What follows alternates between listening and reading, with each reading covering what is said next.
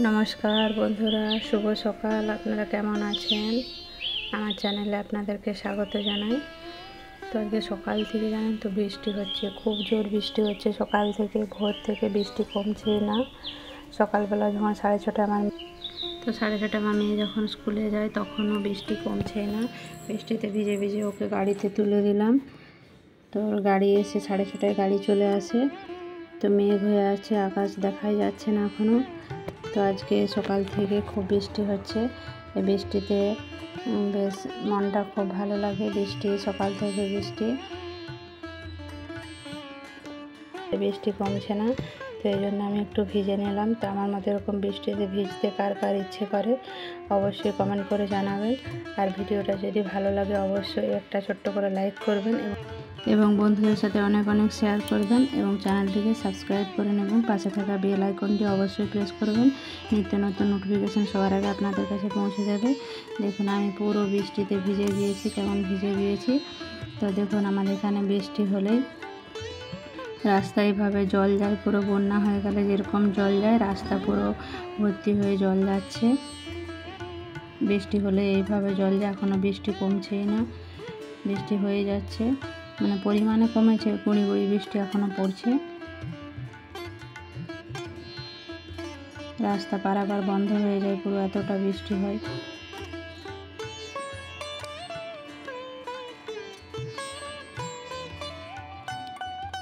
তো তারপরে বৃষ্টি হওয়ার পরে আমি স্নান টান করে রেডি হয়ে ফ্রেশ হয়ে নিলাম। এরপরে পুজো করতে যাব।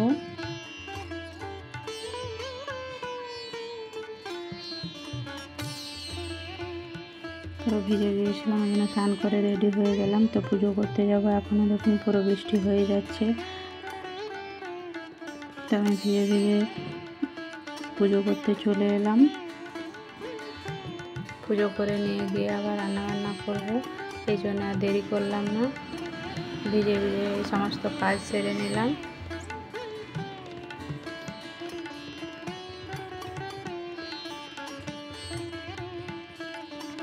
হচ্ছে আমাদের লক্ষ্মীনারায়ণ মন্দির।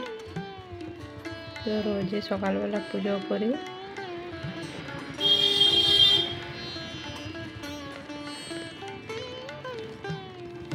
তারপর পুজো টুজো করে নিয়ে এরপর রান্নাবান্নার কাজে লাগবো, এই জন্য জলদি করে পুজোটা সেরে নিলাম। তারপরে এসে একটু চানাচুর আর মুড়ি খেতে বসলাম।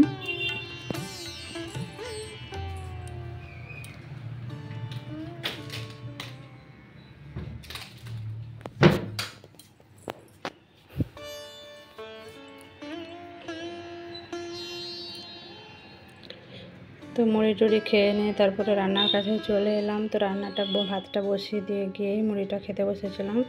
আর এই পটল তরকারিটা করেছি। তো যে হচ্ছে এখনও পটল তরকারি, আলু পটলের তরকারি, আর ভাতটা বসিয়ে দিয়েছি।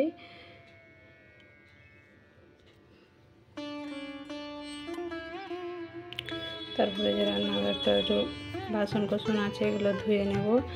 আর এটা লাউ শাকের ঝোল বানাবো। লাউ শাক, ঝিঙে, বেগুন, পেঁপে সব কিছু একসাথে কেটে রেখেছি। তারপর ঝোলটা আমি বসিয়ে দেব। কড়াইটা বসিয়ে দিয়েছি। তো লাউ শাকের ঝোলটা আমি এইভাবে বানিয়ে নিলাম।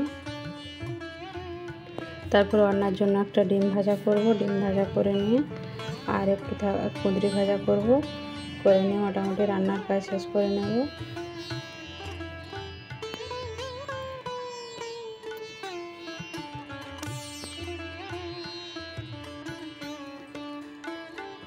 তো ডিম ভাজাটা হয়ে গেছে, এইভাবে উল্টে পাল্টে ভেজে নিয়ে আমি তুলে নিলাম। তারপরে এই কড়াইতেই তেল দিয়ে কুঁদরি কেটে রাখছিলাম। তো কুঁদরিটা ভাজতে বসিয়ে দিলাম। মোটামুটি রান্নার কাজ শেষ। তারপরে সামনে যেটুকু টুকিটাকি গ্যাসটা একটু পরিষ্কার করে নেব। তো রান্না হওয়ার পরে রান্নাঘরটা পরিষ্কার পরিচ্ছন্ন না করলে আমার ভালো লাগে না। তো এই একটু রান্না করতে করতে তেল মশলা একটু তো পড়েই যায়। তো পরিষ্কার করে মুছে নেব। তারপর আরেকবার মোছা হবে, খাওয়া টাওয়া শেষ করে মুছে নেব। তো উপর থেকে এইভাবে একটু মুছে নিয়ে পরিষ্কার করে রেখে দিলাম রান্নাঘরটা। তারপরে কালকে সন্ধ্যেবেলা বাজারে গিয়েছিল, ভুসিমাল বাজার। তো সেই বাজারগুলো গুছাবো। রান্নার কাজ কমপ্লিট হয়ে গেছে, সব ঢাকা দিয়ে রেখে দিলাম। ভুসিমাল বাজারগুলো গোছাতে শুরু করেছি। তো তারপরে ডিমগুলো নিয়ে এসেছিলো, ডিমগুলো ফ্রিজে রাখতে হবে, ফ্রিজে না রাখলে খারাপ হয়ে যাবে। এই জন্য একটা করে ডিম সব ফ্রিজে রেখে দিচ্ছি। আমরা ডিম এইভাবে ফ্রিজে স্টোর করে রেখে দিই। ডিমে না রেখে দিলে ফ্রিজে প্রচণ্ড গরম আছে, ডিমগুলো সব খারাপ হয়ে যাবে। আর আমি ভুসিমাল বাজার একটা কাবার্ডের মধ্যে ভরে সব কিছু গুছিয়ে রেখে দিয়েছি, দেখাচ্ছি দেখুন।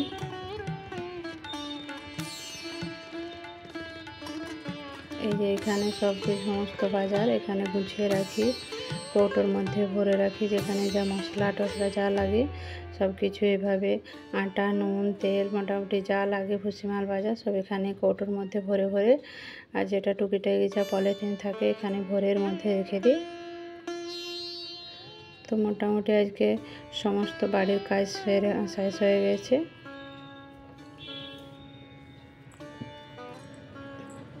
সকালে ঝাঁটা মোছা করে পরিষ্কার করে নিয়েছি।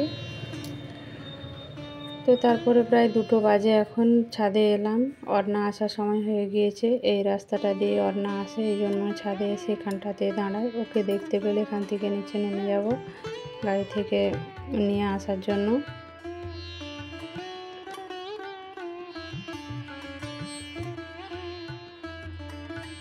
আমার ভিডিওটা যদি ভালো লাগে অবশ্যই কমেন্ট করে জানাবেন।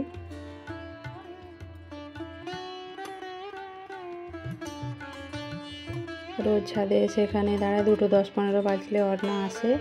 তো অর্ণা আসলে নিতে চলে যাবো। আজকের মতো ভিডিওটা এই পর্যন্তই। আপনারাও সুস্থ থাকবেন এবং ভালো থাকবেন আর নিজের শরীরে খেয়াল রাখবেন। নমস্কার।